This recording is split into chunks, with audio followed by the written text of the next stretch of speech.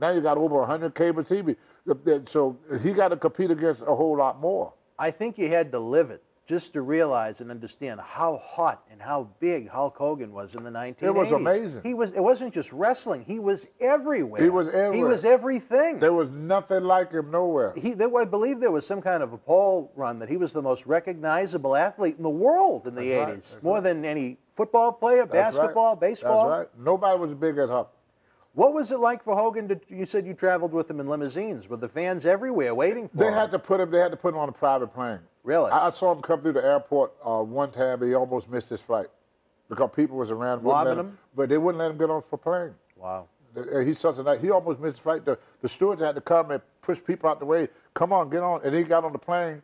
The pilot couldn't even fly the plane for one to come back and talk to him. Everybody, the fans. Well, it's kind of like Muhammad Ali. Muhammad Ali hit that sport at the right time. Yeah. And nobody ever became as big as Ali. Mike Tyson didn't do it. Foreman didn't do it. Not even Mayweather. Mayweather is not talked about and got the same, not like Ali. It's timing is everything. If you hit it at the right time. See, I had my time.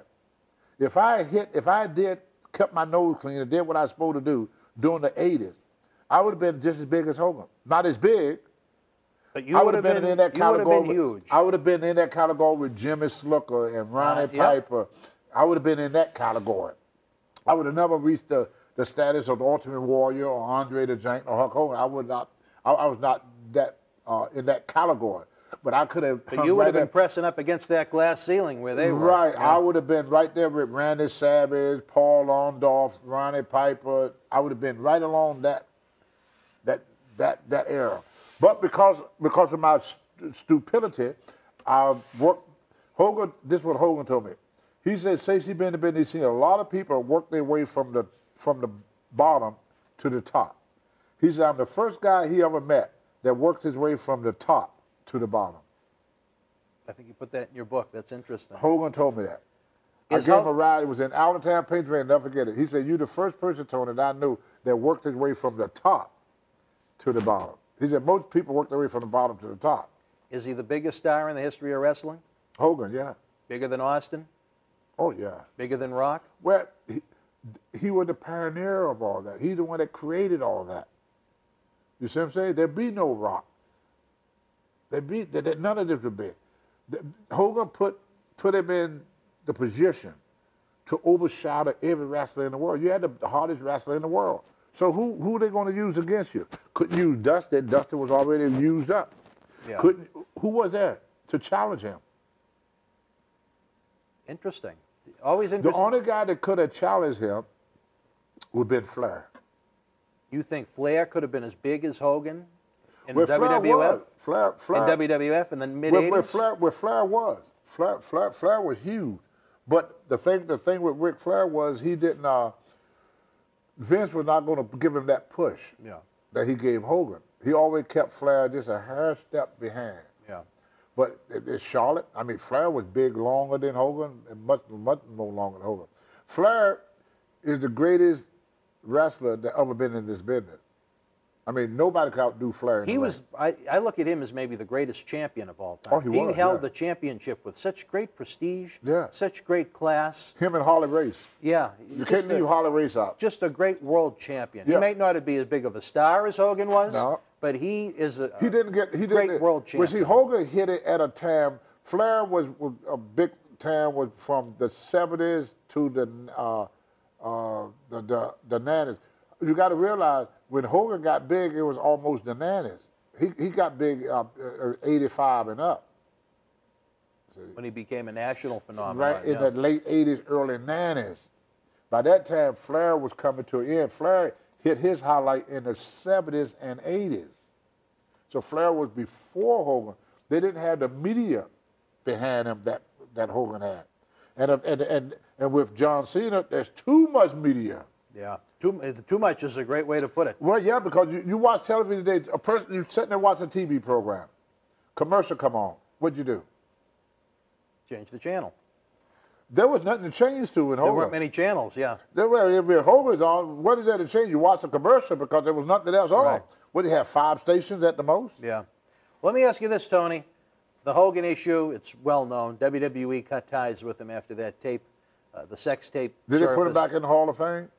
I think he's still out, but the rumor mill as of the time we're taping this is WWE is having conversations with him to see how he may fit into WWE in a positive way, maybe to help others learn from his mistakes.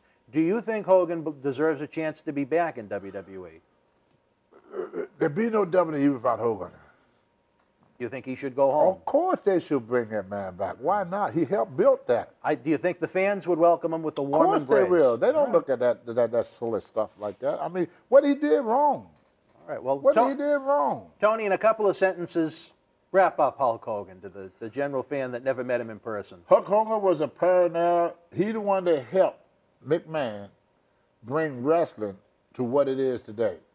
Hulk Hogan took wrestling out of the small auditorium and high schools, and he put wrestling in civic centers. He helped Vince put wrestling in stadiums.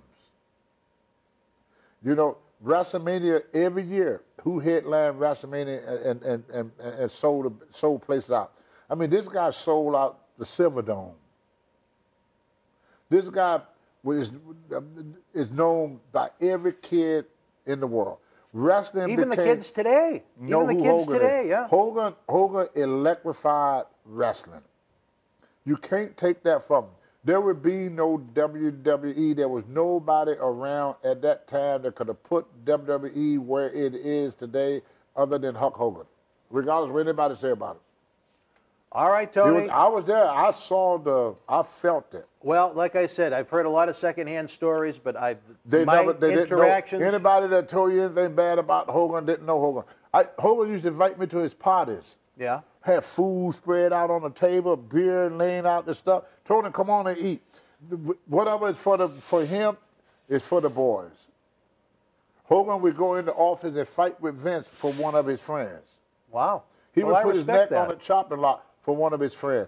Every time he got something, you notice he put Shag and all these guys in the movies and stuff with him. He looked after people.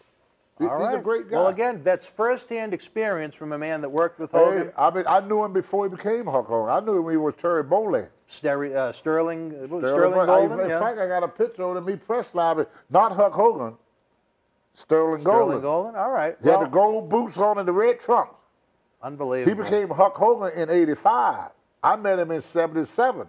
Well, he was Hulk Hogan before '85. No. Yes, he was. No, not that Hulk Hogan. Okay, no, I see he what was you're not saying. that Hulk Hogan. No, he was not that Hulk Hogan. All right. He had that little V they cut on his chest, remember? I do remember that, yeah. Right. He did. I actually kind of like that. Yeah. Anyway. The World Wrestling Federation was live at Crown Coliseum in Fayetteville, North Carolina, Saturday, April the 25th, 1998. In the opening contest, Lethal Weapon Steve Blackman beat Savio Vega.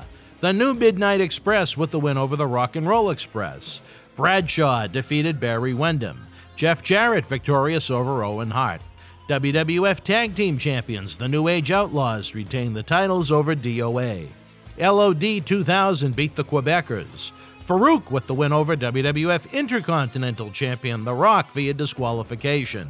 Goldust defeated Marvelous Mark Mero, and in the main event, Vader battled Kane to a double disqualification. If you were in Fayetteville live, share your memories in the comment section below. Use the links in the description box to keep Wrestling Legends working in our eBay store and on our acclaimed Patreon streaming service so we can bring you more interactive superstar shoot interviews to relive the good old days of professional wrestling. Check it out. Boston Wrestling Sports in the MWF explodes into a new year with professional wrestling content galore and need you to join our family. Every Tuesday night at 10 p.m. after our Monday Night Raw review, it's Wrestling Insiders at your house with WWE Hall of Famer Mr. USA Tony Atlas. Wednesday nights at 10 p.m. after NXT and AEW, join rotating legends on Wrestling Insiders Special Edition. Every Thursday night at 10 p.m. after our NXT and Dynamite review, it's Marty Jannetty's no-holds-barred sex, drugs, and rock and roll journey on Wrestling Insiders Party with Marty. Friday night after SmackDown, don't miss John Cena Sr.'s Wrestling Insiders Fabulous Fridays. Plus, look for classic clips, history videos, bonus live episodes, pay-per-view watch-alongs, and more. for less than a cup of coffee at Starbucks. Get early, ad-free access to our Wrestling Insider talk shows, our acclaimed studio shoot interview DVD library, and help keep wrestling legends working during the worst of times. Join our growing family at patreon.com/Boston Wrestling. Expect the unexpected in 2021.